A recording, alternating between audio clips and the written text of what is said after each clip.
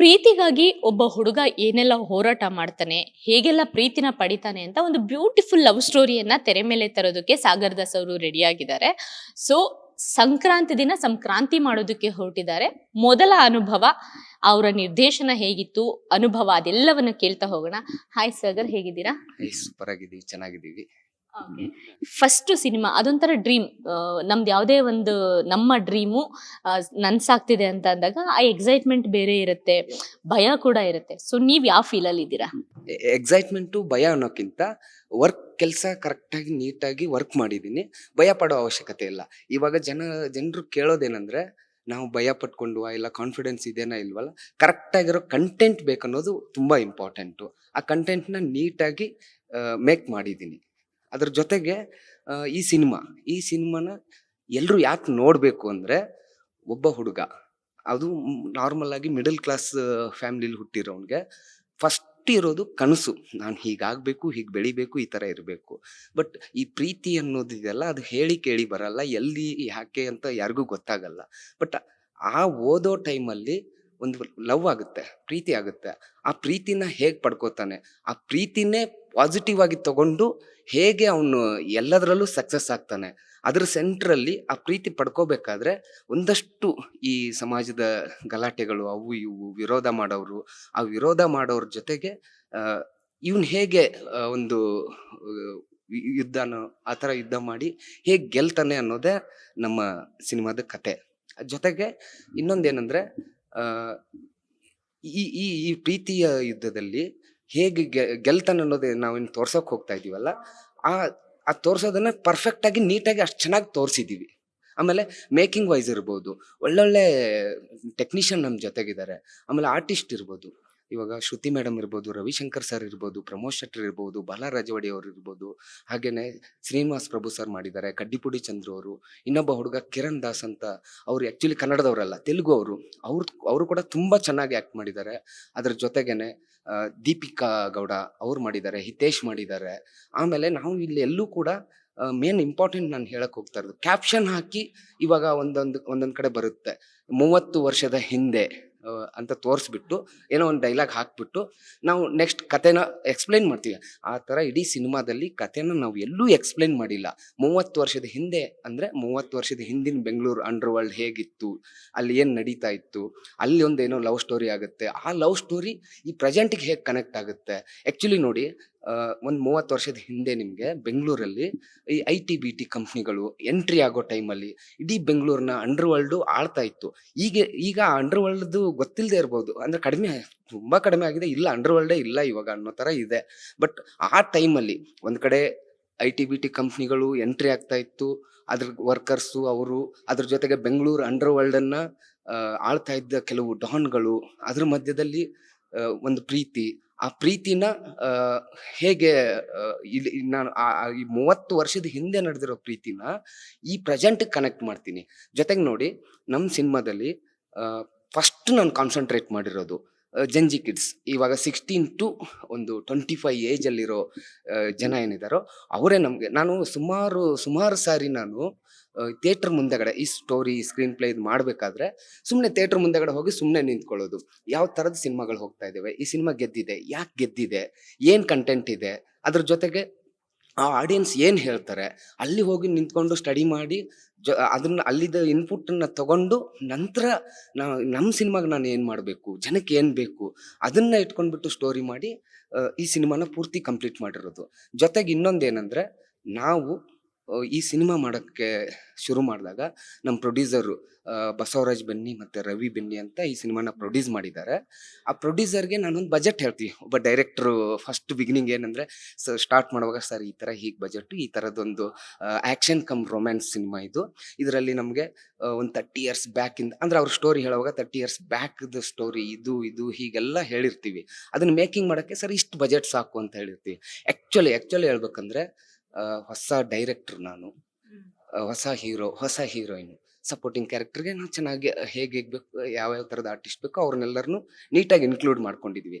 ಆದರೆ ಈ ಬಜೆಟ್ ಅನ್ನೋದಿದೆಲ್ಲ ನಾವು ಹೇಳಿದ್ವಲ್ಲ ಬಿಗಿನಿಂಗು, ಅದನ್ನ ಕ್ರಾಸ್ ಮಾಡಿ 1:4 ಜಾಸ್ತಿನೇ ಹೋಗ್ಬಿಟ್ಟಿದೆ, ಕ್ರಾಸ್ ಆಗಿ ಹೋಗ್ಬಿಟ್ಟಿದೆ. ಆದ್ರೆ ಪ್ರೊಡ್ಯೂಸರು ಈಗ ನಾನು ಮೇನ್ ಹೇಳಕ್ ಬಂದಿದ್ದೇನೆಂದ್ರೆ, ಹೊಸ ಹೀರೋ, ಹೊಸ ಹೀರೋಯಿನ್, ಹೊಸ ಡೈರೆಕ್ಟರ್ ಮೇಲೆ ಪ್ರೊಡ್ಯೂಸರು ದುಡ್ಡನ್ನ ಸುರಿದಿದ್ದಾರೆ ಅಂತ ಹೇಳಕ್ಕೆ ತುಂಬಾ ಅದು ಏನಂದ್ರೆ ಅವ್ರಿಗೊಂದು ಕಾನ್ಫಿಡೆನ್ಸ್, ಕತೆ ಚೆನ್ನಾಗಿದೆ, ಮೇಕಿಂಗ್ ಚೆನ್ನಾಗಿ ಮಾಡ್ತಾ ಇದೀವಿ, ಸೂಪರ್ ಆಗಿ ಸಿನಿಮಾ ಬಂದಿದೆ, ಆಲ್ರೆಡಿ ಪ್ರೊಡ್ಯೂಸರ್ ಸಿನಿಮಾ ನೋಡಿದ್ದಾರೆ, ಸೂಪರ್ ಆಗಿ ಬಂದಿದೆ, ಇನ್ನೇನಿದ್ರು ನಾವು ಮುಂದೆ ಹೋಗಿ ಗೆಲ್ಬೇಕು ಅನ್ನೋದು ಅದನ್ನ ಕಾನ್ಸಂಟ್ರೇಟ್ ಮಾಡಿ ಅವ್ರು ಮೂವ್ ಆಗ್ತಾ ಇದ್ದಾರೆ ಇವಾಗ. ಓಕೆ, ಅಂದ್ರೆ ನೀವು ಹೊಸ ಡೈರೆಕ್ಟರು, ಇಡೀ ಹೊಸ ಟೀಮು, ನಿಮ್ಮನ್ನ ಪ್ರೊಡ್ಯೂಸರು ಯಾಕೆ ನಂಬುದ್ರು? ಏನು ಕಾರಣ ಅವ್ರು ನಿಮ್ಮನ್ನ ನಂಬಕ್ಕೆ? ಎಸ್ ಅದೇ ಮೇನ್ ಇಂಪಾರ್ಟೆಂಟ್. ನಾವು ಹೊಸ ಡೈರೆಕ್ಟ್ರು, ಹೊಸ ಹೀರೋ, ಹೊಸ ಹೀರೋನು, ಈಗಿರೋರ್ನ ಈಗಂತೂ ತುಂಬಾ ಅಂದ್ರೆ ತುಂಬಾ ಕಷ್ಟ ಇದೆ. ಒಬ್ಬ ಪ್ರೊಡ್ಯೂಸರ್ನ ಕರ್ಕೊಂಡು ಬಂದು ಆ ಸಿನಿಮಾ ಕನ್ವಿನ್ಸ್ ಮಾಡಿ ಸಿನಿಮಾ ಮಾಡೋದು, ಅದು ಅದರಲ್ಲಿ ಇದ್ದವ್ರಿಗೆ ಗೊತ್ತು ಅದ್ರ ಕಷ್ಟ ಏನು ಅಂತ. ಕಷ್ಟ ಅಂದ್ರೆ ಪ್ರತಿಯೊಂದನ್ನು ಎಕ್ಸ್ಪ್ಲೈನ್ ಮಾಡ್ಬೇಕು. ಎಷ್ಟು ಬಜೆಟಲ್ಲಿ ಮಾಡ್ತೀನಿ, ಹೇಗೆ ಮಾಡ್ತೀನಿ, ಯಾವ ಥರ ಮಾಡ್ತೀನಿ, ಯಾವ ಆಡಿಯನ್ಸ್ಗೆ ಮಾಡ್ತೀನಿ. ಥಿಯೇಟ್ರಲ್ಲಿ ನಾವು ಆ್ಯಕ್ಚುಲಿ ಇನ್ನೊಂದೇನೆಂದ್ರೆ, ತುಂಬಾ ಜನ ಹೇಳ್ತಾರೆ ನಮಗೆ ಈ ಥರ ಇದೆ, ಈ ಥರ ಇದೆ, ಮಿನಿಮಮ್ ಸೇಫ್ ಹೀಗಿದೆ ಅಂತ. ಆ್ಯಕ್ಚುಲ್ ಆಗಿ ನಾನು ಮಿನಿಮಮ್ ಸೇಫ್ ಯಾವುದನ್ನು ಅವ್ರು ಹೇಳಿಲ್ಲ ಸರ್. ಓನ್ಲಿ ಫಾರ್ ಥಿಯೇಟ್ರಿಂದ ಮಾತ್ರ ಕಲೆಕ್ಷನ್ ಮಾಡೋಕ್ಕಾಗೋದು. ಥಿಯೇಟ್ರಲ್ಲಿ ಗೆದ್ರೆ ಅವೆಲ್ಲವೂ ತಾನಾಗೆ ಬರುತ್ತೆ. TV ರೈಟ್ಸ್ ಇರ್ಬೋದು, ಇನ್ನೊಂದಿರ್ಬೋದು, ತಾನಾಗೆ ಬರುತ್ತೆ. ಥಿಯೇಟ್ರಲ್ಲಿ ಗೆಲ್ಲಿಲ್ಲ ಅಂದ್ರೆ ಅದು ಯಾವುದು ಬರಲ್ಲ, ನಮ್ಮನ್ನು ಯಾರು ಮಾತಾಡ್ಸೋದಿಲ್ಲ. ಥಿಯೇಟ್ರಲ್ಲಿ ಗೆಲ್ಲೋಕ್ಕಂತಾನೆ ಮಾಡಿರೋ ಸಿನಿಮಾ ಇದು. ಆ್ಯಕ್ಚುಲಿ ಫುಲ್ 100-200% ಕಾನ್ಸಂಟ್ರೇಟ್ ಮಾಡಿರೋದು ಥಿಯೇಟ್ರಲ್ಲಿ ಗೆಲ್ಲೋಕ್ಕೆ ಸಿನಿಮಾ. ಅದಕ್ಕೇನು ಬೇಕು, ಈ ಥರದ ನಾನು ಡೈರೆಕ್ಟರ್ ಹೊಸಬ, ಹೀರೋ ಹೊಸಬ, ಹೀರೋಯಿನ್ ಹೊಸಬ, ಕ್ಯಾಮ್ರಾಮನ್ ಹೊಸಬ್ರು, ಡೈಲಾಗ್ ರೈಟರ್ ಹೊಸಬ್ರು, ಎಲ್ಲರೂ ಹೊಸಬ್ರನ್ನ ಇಟ್ಕೊಂಡಿದ್ದು ಮಾಡಿದಾಗ ಸರ್ ನಮ್ಗೆ ಒಂದಷ್ಟು ಕ್ಯಾರೆಕ್ಟರ್, ರವಿಶಂಕರ್ ಸರು, ಶ್ರುತಿ ಮೇಡಮು, ಪ್ರಮೋದ್ ಶೆಟ್ರು, ಆಮೇಲೆ ಕಡ್ಡಿಪುಡಿ ಚಂದ್ರು ಸರು, ಈ ಥರದ್ದು ಆರ್ಟಿಸ್ಟ್ಗಳನ್ನ ಇಟ್ಕೊಂಡು ಆ್ಯಕ್ಚುಲಿ ಎಲ್ಲರೂ ಏನು ಮಾಡ್ತಾರಂದ್ರೆ, ಸಿನಿಮಾ ಮೇಕಿಂಗ್ ಮಾಡಿ ಆದಮೇಲೆ ಫಸ್ಟ್ ಪ್ರಿಫರೆನ್ಸು ರವಿಶಂಕರ್ ಸರು, ಅವ್ರು ದೊಡ್ಡವ್ರು ಇದಾರಲ್ಲ ಅವ್ರನ್ನ. ಬಟ್ ಹಾಗಲ್ಲ, ನಮ್ಮ ಕತೆಗೆ ಪ್ರಿಫರೆನ್ಸ್ ಕೊಟ್ಟು, ಕತೆಯಲ್ಲಿ ಹೀರೋ ಹೀರೋಯಿನ್ನು ಅವ್ರನ್ನ ನಾವು ಫಸ್ಟ್ ಪ್ರಿಫರೆನ್ಸಿಗೆ ತೊಗೊಂಡ್ಬಂದ್ಬಿಟ್ಟು, ಆ್ಯಕ್ಚುಲಿ ನಾನು ಎಲ್ಲೂ ಕೂಡ ಹೊಸ ಹೀರೋ, ಹೊಸ ಹೀರೋಯಿನ್ ಅನ್ಕೊಂಡಿಲ್ಲ. ಆಲ್ರೆಡಿ ಅವ್ರು ದೊಡ್ಡ ಸ್ಟಾರ್ ಅನ್ನೋ ಥರನೇ ಮೇಕಿಂಗ್ ಮಾಡಿರೋದು. ನೀವು ವಿಸಲ್ಸ್ ನೋಡಿದ್ರೆ ಗೊತ್ತಾಗುತ್ತೆ, ದೊಡ್ಡ ಸ್ಟಾರ್ ಥರನೇ ಅವ್ರಿಗೆ ಏನೇ ಪ್ರತಿ ಕತೆಗೆ ಏನು ಬೇಕೋ ಅದನ್ನ ಬಿಲ್ಡಪ್ ಕೊಟ್ಟಿರೋದು. ಹಾಗೇನೆ ಆಮೇಲೆ ಇನ್ನೊಂದು ಹೇಳ್ಬೇಕಂದ್ರೆ, ರವಿಶಂಕರ್ ಸರು ಇಲ್ಲಿವರೆಗೂ ಆ ಥರದ ಲುಕ್ಕಲ್ಲಿ ಯಾವ ಸಿನಿಮಾದಲ್ಲೂ ಮಾಡಿಲ್ಲ. ಅದನ್ನ ನಾನು ತುಂಬಾ ಸ್ಟಡಿ ಮಾಡಿ ಎಲ್ಲ ಸಿನಿಮಾಗಳನ್ನ ಕ್ರಾಸ್ ಚೆಕ್ ಮಾಡಿಕೊಂಡು ಹೊಸ ಥರದ್ದಿದು. ಇನ್ನು ಪ್ರಮೋದ್ ಶೆಟ್ರು ತುಂಬಾ ಕ್ಯಾರೆಕ್ಟರ್, ಇದು ಪೊಲೀಸು, ಇನ್ನೊಂದು ಎಲ್ಲವೂ ಸೌತ್ ಕೆನರಾದ ಕ್ಯಾರೆಕ್ಟರು, ಅದನ್ನ ಎಲ್ಲವೂ ಮಾಡಿದ್ದಾರೆ. ಆದ್ರೆ ಇವರು ಇದ್ದಾರೆ, ನಂಗೆ ಪ್ರೊಡ್ಯೂಸರು ಇಷ್ಟು ಕಾಸ್ಟ್ಲಿ ಇರೋ ಆರ್ಟಿಸ್ಟ್ನ ನಾನು ಕೊಡ್ತಾ ಇದ್ದಾರೆ ಅಂದಾಗ ಅವ್ರನ್ನ ಬೇರೆ ತರ ಹೇಗೆ ತೋರಿಸ್ಬೇಕು. ಪ್ರಮೋದ್ ಶೆಟ್ರು ಇಲ್ಲಿವರೆಗೂ ಯಾವುದೇ ಸಿನಿಮಾದಲ್ಲಿ ಮಾಡದೇ ಇರೋ ಥರದ ಕ್ಯಾರೆಕ್ಟ್ರು, ಉತ್ತರ ಕರ್ನಾಟಕ ಶೈಲಿ ಡೈಲಾಗ್ ಹೇಳ್ತಾರೆ, ಉತ್ತರ ಕರ್ನಾಟಕದ ಸ್ಟೈಲ್ ಇದೆ. ಅವ್ರನ್ನ ಉತ್ತರ ಕರ್ನಾಟಕದ ಜನ ನೋಡಿದ ತಕ್ಷಣ ಇವರು ಉತ್ತರ ಕರ್ನಾಟಕದವರೇ ಇವರು. ಆ ಕ್ಯಾರೆಕ್ಟರ್ ನಿಮ್ಗೆ ಬಂದ್ಬಿಟ್ಟು ವಾಂಡ್ ಬಸ್ಸು ಅಂತ ಕ್ಯಾರೆಕ್ಟರ್ ಅವ್ರದ್ದು. ಈ ವಾಂಡ್ ಬಸ್ಸು ಪ್ರಮೋದ್ ಶೆಟ್ರು ಸೌತ್ ಕೆನರಾದವರು, ಇಲ್ಲ ಬೆಂಗಳೂರವರು, ಇಲ್ಲಿ ಎಲ್ಲಿದು ಅನ್ನಲ್ಲ, ಇವರು ವಾಂಡ್ ಬಸ್ಸು ಉತ್ತರ ಕರ್ನಾಟಕದವರು ಅನ್ನೋ ತರ ಒಂದು ಕ್ಯೂರಿಯಾಸಿಟಿ ಇರುತ್ತೆ. ಹಾಗಾಗಿ ಅವರು ಉತ್ತರ ಕರ್ನಾಟಕದವರೇ ಆಗ್ತಾರೆ ಈ ಸಿನಿಮಾ ರಿಲೀಸ್ ಆದ್ಮೇಲೆ. ನೆಕ್ಸ್ಟ್ ಸೌತ್ ಕೆನರಾದವ್ರಿಗೊಂದು ಕ್ಯೂರಿಯಾಸಿಟಿ ಇರುತ್ತೆ. ಹೇಗೆ, ಪ್ರಮೋದ್ ಶೆಟ್ರು ಉತ್ತರ ಕರ್ನಾಟಕದ ಭಾಷೆಯಲ್ಲಿ ಈ ತರ ಹೊಸ ತರದ್ದು, ಆದ್ರೆ ಅವ್ರ ಡ್ರೆಸ್ಸು ಅವನ್ನೆಲ್ಲ ನೀವು ಸಿನಿಮಾದಲ್ಲಿ ನೋಡಿದ್ರೆ ಗೊತ್ತಾಗುತ್ತೆ, ತುಂಬಾ ಡಿಫ್ರೆಂಟ್ ಆಗಿ ಮಾಡಿದೀವಿ ಡ್ರೆಸ್ ಅನ್ನೆಲ್ಲ. ಉತ್ತರ ಕರ್ನಾಟಕದ ಅದು ನೇರು ಶೆಟ್ ಅಂಗಿ, ದೋತ್ರ, ಆ ತರದ್ದು ಬೇರೆ ತರ ಸ್ಟೈಲಲ್ಲೇ ಕೊಟ್ಟಿದ್ವಿ. ಅದೇ ತರನೇ ಪ್ರತಿಯೊಂದು ಕ್ಯಾರೆಕ್ಟರ್. ಶ್ರುತಿ ಮೇಡಮ್ ಅಷ್ಟೇ. ಓಕೆ, ಶ್ರುತಿ ಮೇಡಮ್ ಅವರು ನಂಗೆ ಈ ಸ್ಟೋರಿ 1 ಲೈನ್ ಬರೆದ್ನಲ್ಲ, ಅವತ್ತು ಡಿಸೈಡ್ ಆಗಿದ್ದು ಇವರೇ ಬೇಕು ಅಂತ ನಾನು ಪ್ರೊಡ್ಯೂಸರ್ಗೆ ಹೇಳಿದಾಗ ಅವರು ಅವ್ರ ಕಡೆಯಿಂದನೇ ಈ ಪಾತ್ರ ಮಾಡಿಸ್ಬೇಕು ಅಂತ ಡಿಸೈಡ್ ಮಾಡಿ ಬಿಫೋರೇ ಎಲ್ಲ ಪ್ಲಾನ್ಡ್ ಆಗಿ ಮಾಡಿರೋದು. ಇದು ಅಷ್ಟು ಚೆನ್ನಾಗಿ ಪ್ರತಿಯೊಂದು ಕ್ಯಾರೆಕ್ಟರ್, ಒಂದು ಸಣ್ಣ ಕ್ಯಾರೆಕ್ಟರ್ನು ನಾವು ಲೈವ್ ಆಗಿ ನೀಟಾಗಿ ಮೇಕಿಂಗ್ ಮಾಡಿದೀವಿ. ಟೋಟಲ್ ಆಗಿ ಈ ಸಿನಿಮಾ ಬಗ್ಗೆ ಹೇಳ್ಬೇಕಂದ್ರೆ, ಒಂದು ಊಟ ಅಂದ್ರೆ, ಇವಾಗ ಸೌತ್ ಮೀಲ್ಸ್ ಅಂದ್ರೆ 2 ಪೂರಿ ಇರುತ್ತೆ, ಒಂದು ಬೌಲ್ ಪಲಾವ್ ಇರುತ್ತೆ, ಒಂದು ಮೊಸರನ್ನ ಇರುತ್ತೆ, ಅದ್ರ ಜೊತೆಗೆ ಒಂದು ಸ್ವೀಟ್ ಇರುತ್ತೆ, ಅದ್ರ ಜೊತೆಗೆ ಒಂದು 2-3 ಪಲ್ಯ ಇರುತ್ತೆ, ಉಪ್ಪಿನಕಾಯಿಯೂ ಇರುತ್ತೆ, ಎಷ್ಟು ಬೇಕಷ್ಟು. ಆ ಉಪ್ಪಿನಕಾಯಿಯೂ ಇರುತ್ತೆ. ನೀವು ಟೋಟಲ್ ಆಗಿ ಇವಾಗ ಏನಂದ್ರೆ, ಆ ಊಟ ಅಂತ ಹೇಳಿದಾಗ ನಾವು ಫುಲ್ ರೈಸೇ ತುಂಬಿಕೊಟ್ಟಾಗ ಜನಕ್ಕೆ ಇಷ್ಟ ಆಗಲ್ಲ. ಇಲ್ಲ ಫುಲ್ ಒಂದು 20-10 ಚಪಾತಿ ಕೊಟ್ಟು ತಿನ್ನಿ ಅಂದ್ರೆ ಇಷ್ಟ ಆಗಲ್ಲ. ಇದ್ರಲ್ಲಿ ಹಾಗಲ್ಲ, ಒಂದೇ ಒಂದು ಚಪಾತಿ, ಒಂದೇ ಒಂದು ಪೂರಿ, ಒಂದು ಬೋಲ್ ರೈಸು, ಒಂದು ಬೋಲ್ ಮೊಸರನ್ನ, ಒಂದು ಬೋಲ್ ಸ್ವೀಟಲ್ಲೇ 2-3 ಥರ, ಹಾಗೆ ಪ್ರತಿ ಒಂದನ್ನು ಮಿಕ್ಸ್ ಮಾಡಿ ಒಂದು ಪರ್ಫೆಕ್ಟ್ ಒಂದು ಊಟನ ಅವ್ರು ನೋಡಿದ ತಕ್ಷಣ. ಆಮೇಲೆ ಇನ್ನೊಂದು ಈ ತರ ಪರ್ಫೆಕ್ಟ್ ಆಗಿ ಊಟ ಕೊಡ್ತಾ ಇದೀವಿ ಅಂದ ತಕ್ಷಣ ಏನೋ ಅದ್ಭುತವಾದ ದೊಡ್ಡ ಕತೆ ಮಾಡಿ ಈ ಜಗತ್ತಲ್ಲಿ ಇಲ್ದೇ ಇರೋ ಕಥೆನ ಯಾರು ಮಾಡಕ್ಕಾಗಲ್ಲ. ಡಿಫ್ರೆಂಟು ಅದು ಅದೇನ್ ನಾನು ಹೇಳೋದೇ ಇಲ್ಲ. ಡಿಫ್ರೆಂಟ್ ಇದಿಲ್ಲ. ಇಲ್ಲಿರೋ ಕಥೆನೆ ಅಷ್ಟು ಚೆನ್ನಾಗಿ ತೋರಿಸಿದೀನಿ. ಜನ ಥಿಯೇಟ್ರಲ್ಲಿ ನೋಡಿ ಹೊರಗಡೆ ಹೋದ ತಕ್ಷಣ ನಮ್ಮ ಕಥೆನ ನೀಟಾಗಿ ಹೀಗೀಗಿದೆ ಎಕ್ಸ್‌ಪ್ಲೇನ್ ಮಾಡೋ ತರ ಮೇಕಿಂಗ್ ಮಾಡಿದ್ವಿ ಅಷ್ಟೇ. ಇಷ್ಟೆಲ್ಲ ತಿಳ್ಕೊಂಡಿದ್ದೀರಾ, ಇಂಡಸ್ಟ್ರಿ ಬಗ್ಗೆ ತಿಳ್ಕೊಂಡಿದ್ದೀರಾ, ಥಿಯೇಟ್ರಲ್ಲಿ ರೀಚ್ ಆದ್ರೆ ಮಾತ್ರ ಬಿಸ್ನೆಸ್ ಅನ್ನೋದು ತಿಳ್ಕೊಂಡಿದ್ದೀರಾ. ಸೊ ಇಷ್ಟೆಲ್ಲ ತಿಳ್ಕೊಂಡು ಸಿನಿಮಾ ಇಂಡಸ್ಟ್ರಿಗೆ ಬಂದಾದ್ಮೇಲೆ ಡೈರೆಕ್ಷನ್ ಡಿಪಾರ್ಟ್ಮೆಂಟ್‌ಗೆ ಬಂದ್ಮೇಲೆ ಏನ್ ನಿಮ್ಮ ಅನುಭವ, ಬ್ಯಾಕ್‌ಗ್ರೌಂಡ್ ಏನಿತ್ತು? ಆಕ್ಚುಲಿ ನಾನು ಕನ್ನಡ ಚಿತ್ರರಂಗಕ್ಕೆ ಫಸ್ಟ್ ಟೈಮ್ ಎಂಟ್ರಿ ಆಗಿರೋದು 2007 ಆಗಸ್ಟ್ 31ಕ್ಕೆ ನಾನು ಜಾಯ್ನ್ ಆಗಿದ್ದು. ನನಗೆ ಫಸ್ಟು ಕೆಲಸ ಕೊಟ್ಟಿದ್ದು, ನನ್ನ ಅಸಿಸ್ಟೆಂಟ್ ಡೈರೆಕ್ಟರ್ ಆಗಿ ಕೆಲಸ ಕೊಟ್ಟಿದ್ದು ಬಿ ಸುರೇಶ್ ಸರು. ಅವ್ರ ಹತ್ರ ಅಸಿಸ್ಟೆಂಟ್ ಡೈರೆಕ್ಟರ್ ಆಗಿ ಕೆಲಸಕ್ಕೆ ಸೇರಿಕೊಂಡೆ. ಹಾಗೆ ಅಲ್ಲಿಂದನೇ ಕೆಲಸ ಮಾಡ್ತಾ ಇಲ್ಲಿವರೆಗೂ ಒಂದೊಂದೇ ಸ್ಟೆಪ್ಪು ಎಲ್ಲವನ್ನು ತಿಳ್ಕೊಂಡು ಹೇಗೆ ಸಿನಿಮಾ ಹೇಗೆ ಮಾಡಬೇಕು, ಪ್ರೊಡ್ಯೂಸರ್ ಹತ್ರ ಹೇಗೆ ಮಾತಾಡಬೇಕು, ಏನು ಇದನ್ನ ಮಾತಾಡೋಕ್ಕಿಂತ ಹೆಚ್ಚಾಗಿ ಜನಕ್ಕೆ ಏನು ಕೊಡ್ಬೇಕು ಅನ್ನೋದನ್ನ ನಾನು ಥಿಯೇಟರ್ ಎದುರುಗಡೆನೂ ಹೋಗಿ ನಿಂತ್ಕೊಂಡು ಒಂದು ಸಿನಿಮಾ ಗೆಲ್ತಾ ಇದೆ, ಚೆನ್ನಾಗಿ ಹೋಗ್ತಾ ಇದೆ, ಈಗಲ್ಲ ಈಗ ಸದ್ಯಕ್ಕಿರ್ಬೋದು, ಮುಂದೆ ಇರ್ಬೋದು, ಯಾಕೆ ಗೆಲ್ತಾ ಇದೆ, ಏನಿದೆ ಅದರಲ್ಲಿ, ಅದನ್ನ ಪರ್ಫೆಕ್ಟಾಗಿ ಸ್ಟಡಿ ಮಾಡಿಬಿಟ್ಟು ಒಂದು ಕಥೆನ ನಾನು ರೆಡಿ ಮಾಡ್ಕೊಂಡಿರೋದು. ಯಾಕಂದ್ರೆ ಇವಾಗ ನೋಡಿ, ನಾನು ನೋಡಿರೋ ಪ್ರಕಾರ ಫಸ್ಟ್ ವೀಕು ನಮಗೆ ಈ ಜಂಜಿ ಕಿಡ್ಸು ಅಂದ್ರೆ ಕಾಲೇಜ್ ಸ್ಟೂಡೆಂಟ್ಸು ಇವ್ರು ಬಂದು ಫಸ್ಟ್ ವೀಕ್ ಸಿನಿಮಾ ನೋಡೋದು. ಇವ್ರು ಹೊರಗಡೆ ಹೋಗಿ ಹೇಳೋದಾಗ್ಲೇನೆ ನಮ್ಗೆ ಎಲ್ಲಾ ತರದ ಜನಕ್ಕೆ ಒಂದ್ಸಲ ಮೌತ್ ಪಬ್ಲಿಸಿಟಿ ಸಿಗುತ್ತೆ.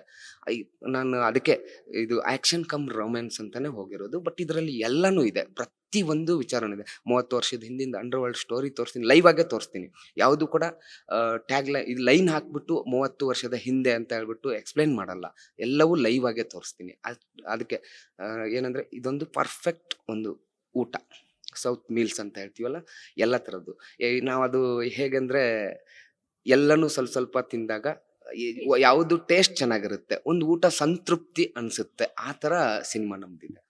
ನಾವಿವಾಗ 90 ಕಿಡ್ 80 ಕಿಡ್ದೆಲ್ಲ ಲವ್ ಸ್ಟೋರಿಗಳನ್ನ ನೋಡಿದೀವಿ. ನೀವು ಜೆನ್ಸಿ ಕಿಡ್ ಲವ್ ಸ್ಟೋರಿ ತೋರ್ಸಕ್ ಹೋಗ್ತೀರಿ. ಯಾವ ತರ ಲವ್ ಸ್ಟೋರಿ ಹಾಗಾದ್ರೆ ಇದು? ಇದು ಹೇಗೆ ನೋಡಿ, ಜಂಜಿ ಕಿಡ್ಸ್ ಅಂದಾಗ ಇದರಲ್ಲಿ ನಮ್ದು ಈ ಜನರೇಷನ್, ಇವಾಗ ಮೊಬೈಲ್ ಇರ್ಬೋದು, ಆಂಡ್ರಾಯ್ಡ್ ಕಾಲ, ಈ ಕಾಲದಲ್ಲಿ ಮುಂಚೆ ನೀವು 80s 90s ಲವ್ ಸ್ಟೋರಿ ಅಂದ್ರೆ ಒಂದು ಹುಡುಗಿನ ನೋಡಿ ಮಾತಾಡಿಸ್ಬೇಕು ಅಂದ್ರೇನೆ ನಿಮಗೆ ಒಂದಷ್ಟು ದಿನ ಟೈಮ್ ತಗೊಳ್ತಿತ್ತು. ಈಗ ಹಾಗಿಲ್ಲ, ಜಸ್ಟ್ ಒಂದು ಮೆಸೇಜ್, ಈ ಲೈನ್ ಹೇಳ್ತೀನಲ್ಲ, ಜಸ್ಟ್ ಎದುರುಗಡೆ ಸಿಕ್ಕರು, ಹಾಯ್ ಹೇಳಿದ್ರು, ನಂಬರ್ ಶೇರ್ ಆಗುತ್ತೆ, ಒಂದು ಮೆಸೇಜು. ಈ ಮೆಸೇಜ್ ಆಗ್ತಿದ್ದಂಗೆ ನೆಕ್ಸ್ಟ್ ಡೇನೆ ಓಕೆ ಹೀಗೆ ಇಂಥ ಕಡೆ ಸಿಗ್ಬೋದಾ ಮಾತುಕತೆ, ಅಲ್ಲೇ ಪ್ರಪೋಸ್ ಆಗುತ್ತೆ. ಮ್ಯಾಕ್ಸಿಮಮ್ 1 ಡೇ ಒಳಗಡೆ ಲವ್ ಕ್ಲಿಯರ್ ಆಗಿ ಹೋಗ್ಬಿಡುತ್ತೆ ರೂಟು. ಬಟ್ ಅದೇ ನೀವು 80s 90s ಆ ಥರ ಹೋದಾಗ 3 ಇಯರ್ಸ್ 2 ಇಯರ್ಸ್ ಬರೀ ನೋಡಕ್ಕೆ 1 ವರ್ಷ, ಮಾತಾಡ್ಸಕ್ಕೆ 1 ವರ್ಷ 3 ವರ್ಷ. ಹಾಗಾಗಿ ನನ್ನ ಜಂಜಿ ಕಿಡ್ಸ್ ನಮ್ಮ ಸ್ಟೋರಿಲಿ ಇದೆ ಅಂತ ಒನ್ ಡೇಲಿ ಕ್ಲಿಯರ್ ಆಗುತ್ತೆ. ಹಾಗಂತ ಹೇಳ್ಬಿಟ್ಟು ಇದ್ರ ತಪ್ಪಲ್ಲ. ಎಲ್ಲರೂ ಏನ್ ಮಾಡಕ್ ಹೋಗ್ತಾರಂದ್ರೆ ಸೋಷಿಯಲ್ ಮೀಡಿಯಾ ಇರ್ಬೋದು, ಸೋಷಿಯಲ್ ಮೀಡಿಯಾ, ಯೂಟ್ಯೂಬ್ಸು, ಅವು ಇವು, ಈ ಕಾಲ ಕೆಟ್ಟೋಗಿದೆಪ್ಪ ಹಾಗೆ ಹೇಗೆ ಅಂತ ಹೇಳ್ತಾರೆ. ಯಾವ ಕಾಲನೂ ಕೆಟ್ಟಿಲ್ಲ, ಕಾಲ ತುಂಬಾ ಮುಂದೆ ಹೋಗ್ತಾ ಇದೆ, ಫಾಸ್ಟ್ ಆಗಿ ಹೋಗ್ತಾ ಇದೆ. ಇವಾಗ ಕೆಲವ್ರು ಹೇಳ್ತಾರೆ, ಏನ್ ಯಾವಾಗ ಮಕ್ಳಿಗೆ ಹೇಳ್ತಾರೆ, ಇನ್ನೊಂದು ಹೇಳ್ತಾರೆ, ಏನ್ ಯಾವಾಗ್ಲೂ ಇನ್ಸ್ಟಾಲ್ ಇರ್ತೀಯ, ಏನ್ ಫೇಸ್ಬುಕ್ ಅಲ್ಲಿ ಇರ್ತೀಯ, ಇಲ್ಲ ಯೂಟ್ಯೂಬ್ ಅಲ್ಲಿ ಇರ್ತೀಯ, ಏನ್ ವಿಡಿಯೋಸ್ ನೋಡ್ತಾ ಇರ್ತೀಯ. ಈಗ ಕಲಿತ್ರೆ ಆ ಮಕ್ಕಳು, ಈಗ ತಿಳ್ಕೊಂಡ್ರೆ ಇದು ಇನ್ನೂ ಒಂದು 10-15 ವರ್ಷಕ್ಕೆ ಇನ್ನೂ ಫಾಸ್ಟ್ ಆಗಿ ಹೋಗಿರುತ್ತೆ. ಯಾವುದು ರಾಂಗ್ ಅಲ್ಲ, ಯಾರ್ದು ರಾಂಗ್ ಅಲ್ಲ, ಎಲ್ಲವೂ ಸರಿನೇ. ಇನ್ಸ್ಟಾ ನೋಡೋದಿರ್ಬೋದು, ಇದು ಯೂಟ್ಯೂಬ್ಸ್, ಇನ್ನೊಂದು ಸೋಷಿಯಲ್ ಮೀಡಿಯಾದಲ್ಲಿ ಇನ್ವಾಲ್ವ್ ಆಗಿರೋದಿರ್ಬೋದು, ಯಾವುದು ರಾಂಗ್ ಅಲ್ಲ. ಕಾಲಕ್ಕೆ ತಕ್ಕ ಹಾಗೆ ಕಲಿಬೇಕು, ಕಾಲಕ್ಕೆ ತಕ್ಕ ಹಾಗೆ ಸಾಗ್ಬೇಕು. ಅದೇ ನಾವು ಹೇಳ್ತೀವಿ, ಒಂದೇ 10-15 ವರ್ಷ 2013-14 ಮುಂದೆ ಇಂಟರ್ನೆಟ್ ಇಷ್ಟು ಸ್ಪೀಡ್ ಇರಲಿಲ್ಲ, ಇನ್ನೊಂದಿರಲಿಲ್ಲ. ನಾವು ಏನು ಅನ್ಕೋತೀವಿ, ಇದೆಲ್ಲ ನೋಡೋದು ರಾಂಗು, ಇನ್ಸ್ಟಾಗ್ರಾಂಗು, ಕಾಲ ಸರಿ ಇಲ್ಲ ಅಂತಲ್ಲ. ಕಾಲ ಸರಿನೇ ಇದೆ, ಕಾಲ ಪ್ಲಸ್ ಆಗೇ ಇದೆ, ಪಾಸಿಟಿವ್ ಆಗೇ ಇದೆ. ನಮ್ಮ ಮೈಂಡ್ ಚೇಂಜ್ ಆಗ್ಬೇಕಷ್ಟೇ. ಏನಂದ್ರೆ ನಾವು ಕಾಂಪಿಟೇಷನ್ ಮಾಡ್ಬೇಕು, ಗ್ಲೋಬಲ್ ಲೆವೆಲಲ್ಲಿ ಕಾಂಪಿಟೇಷನ್ ಮಾಡ್ಬೇಕಂದ್ರೆ ನಾವು ಇನ್ನೂ 1947 ಇದ್ರೆ ಆಗಲ್ಲ. ಏನೇನ್ ಟೆಕ್ನಾಲಜಿ ಬರ್ತಾ ಇದೆನೋ ಅದನ್ನ ಯೂಸ್ ಮಾಡ್ಕೊಂಡು ನಾವು ಗ್ಲೋಬಲ್ ಲೆವೆಲಲ್ಲಿ ನಾವು ನಮ್ಮವ್ರ ಜೊತೆ ಕಾಂಪಿಟೇಷನ್ ಮಾಡೋಕ್ಕಾಗಲ್ಲ. ಬೇರೆಯವ್ರ ಜೊತೆ ಕಾಂಪಿಟೇಷನ್ ಮಾಡೋಕ್ಕೆ ನಾವು ಅದನ್ನೆಲ್ಲ ತಿಳ್ಕೊಳ್ಳೇಬೇಕು, ಆ ಫಾಸ್ಟಲ್ಲಿ ಹೋಗಲೇಬೇಕು. ಹಾಗಾಗಿ ನಾನು ಹೇಳ್ತಾ ಇದ್ದೀನಿ, ಇನ್ಸ್ಟಾ ಯೂಸ್ ಮಾಡೋದಿರ್ಬೋದು, ಫೇಸ್ಬುಕ್ ಇರ್ಬೋದು, ಸೋಷಿಯಲ್ ಮೀಡಿಯಾ ಯಾವುದೇ ಪ್ಲಾಟ್ಫಾರ್ಮ್ ಇರ್ಬೋದು, ಯಾವುದು ರಾಂಗ್ ಅಲ್ಲ. ರಾಂಗ್ ಅಂತ ತಿಳ್ಕೊಂಡಿರೋರು ತಪ್ಪು, ಆ್ಯಕ್ಚುಲಿ ಅದು ರೈಟು. ಆ ರೈಟಲ್ಲಿ ಪ್ಲಸ್ ಏನಿದೆ ಅದನ್ನ ತಗೋಬೇಕಷ್ಟೆ. ಹಾಗೆ ಅದಕ್ಕೆ ನಾನು ಹೇಳ್ತಾರೆ ಜಂಜಿ ಕಿಡ್ಸ್ಗೆ ಅಷ್ಟು ಅಂದರೆ ನಾನು ಒಂದು ಸಿನಿಮಾ ಮಾಡಿ ಒಂದಷ್ಟು ಜನಕ್ಕೆ ತಲುಪಿಸ್ಬೇಕಾಗಿರೋನು ನಾನೇ ಅದರಲ್ಲಿ ಬೇರೆಯವ್ರು ಹೇಳೋ ಥರ ಇದು ರಾಂಗು ಅದು ರಾಂಗು ಅಂತ ಹೇಳ್ಕೊಂಡು ಕೂತ್ಕೊಂಡ್ರೆ ಆಗಲ್ಲ. ನಾವು ಇದನ್ನ ತಿಳ್ಕೊಂಡು ಮುಂದೆ ಫಾಸ್ಟ್ ಮೂವ್ಮೆಂಟ್ ಹೋಗಬೇಕು. ಬೇರೆಯವ್ರು ಗ್ಲೋಬಲ್ ಲೆವೆಲಲ್ಲಿ ಕಾಂಪಿಟೇಷನ್ ಮಾಡಕ್ಕೆ ಹೋಗಬೇಕು.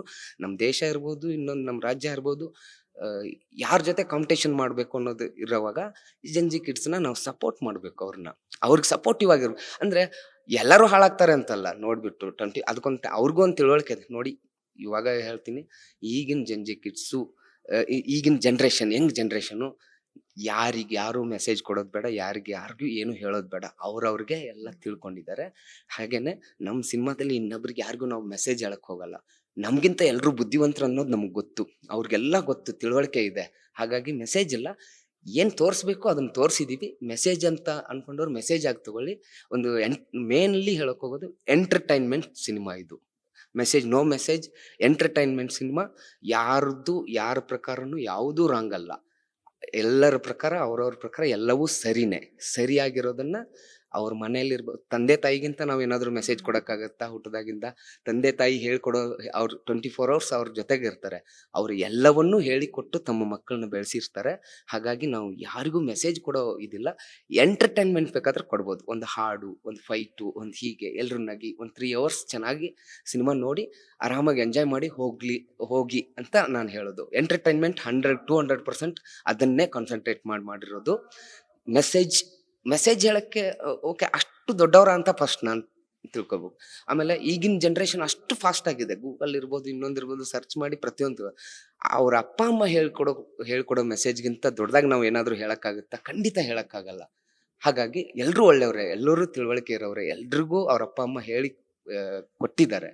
ಅದನ್ನ ಮೀರಿ ನಾವೇನು ಅಕಸ್ಮಾತಾಗಿ ನಾವೇನೋ ಮೆಸೇಜ್ ಕೊಟ್ರು ಅದನ್ನ ಖಂಡಿತ ಫಾಲೋ ಮಾಡಲ್ಲ. ಅವರು ಖಂಡಿತವಾಗೂ ಮಾಡಲ್ಲ. ಅವರ ತಂದೆ ತಾಯಿ ನಾವು ಹೇಳ್ಕೊಡೋ ನಮ್ಮ ಸಿನಿಮಾದಲ್ಲಿ ಮೆಸೇಜ್ ಹೇಳೋಕ್ಕಿಂತ 100ರಷ್ಟು ಹೀಗೆ ಬದುಕ್ಬೇಕು ಮಗನೇ, ಹೀಗೆ ಓದ್ಬೇಕು ಮಗನೇ, ಈ ಥರ ಇರಬೇಕು ಅಂತ ಹೇಳ್ಬಿಟ್ಟು ಚೆನ್ನಾಗಿ ಕಲಿಸ್ಕೊಟ್ಟಿದ್ದಾರೆ. ಹಾಗಾಗಿ ಮೆಸೇಜ್ ಕಾನ್ಸಂಟ್ರೇಟ್ ಮಾಡಿಲ್ಲ. Entertainment only. 100-200% ನಮ್ಮ ಸಿನಿಮಾ ಎಂಟರ್ಟೈನ್ಮೆಂಟ್ ಆಗೇ ನೋಡಿ. Thank you madam. ಒಟ್ಟಾರೆ ಜೆನ್ಜಿ ಕಿಡ್ಗಳಿಗೂ ಕೂಡ ಒಂದು ಬ್ಯೂಟಿಫುಲ್ ಲವ್ ಸ್ಟೋರಿ, ಅದರಲ್ಲೂ ಒಂದಷ್ಟು ಕುತೂಹಲ ಇದ್ದೇ ಇರುತ್ತೆ ಜೆನ್ಜಿ ಕಿಡ್ ಲವ್ ಸ್ಟೋರಿ ಹೆಂಗಿರುತ್ತೆ ಅನ್ನೋದು. ಸೊ ಈ ಸಿನಿಮಾ ಮೂಲಕ ಅದನ್ನು ಕೂಡ, ಆ ಲವ್ ಸ್ಟೋರಿನೂ ಕೂಡ ಎಲ್ಲರೂ ಕೂಡ ಥಿಯೇಟರ್ನಲ್ಲಿ ಎಂಜಾಯ್ ಮಾಡ್ಬೋದು. ಇದಿಷ್ಟು ಹೊಸ ನಿರ್ದೇಶಕರ ಹೊಸ ಮಾತು. ಕ್ಯಾಮ್ರಾ ಪರ್ಸನ್ ಕೆಂಪೇಗೌಡ ಜೊತೆ ಸರೋಜಾ, ಈ ಸಂಜೆ ನ್ಯೂಸ್, ಬೆಂಗಳೂರು.